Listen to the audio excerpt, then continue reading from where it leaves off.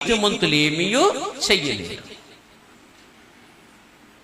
వాడు నీతిమంతుడే, యేసు రక్తంలో కడగబడిన వాడే, ఏమీ జరగదు వాడి ద్వారా.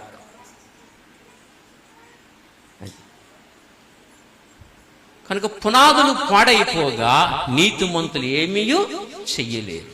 నీతిమంతులే, యేసు ప్రభు రక్తంలో కడగబడిన వారే, పరిశుద్ధులే, నీతిమంతులే, కానీ వాళ్ళ ద్వారా ఏమీ జరగదు. ఎందుకని? అది వాడి పునాదులు పాడైపోయినాయి, ఏమీ చేయలేదు.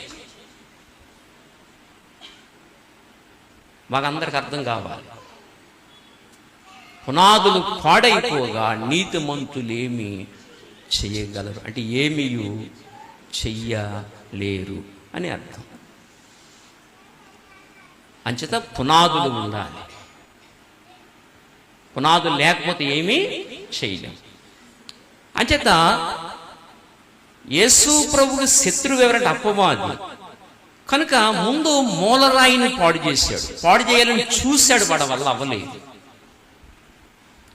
మూలరాయిని ఏదో రకంగా పాడు చేయాలని చూశాడు. యేసు ప్రభు జీవిత కాలం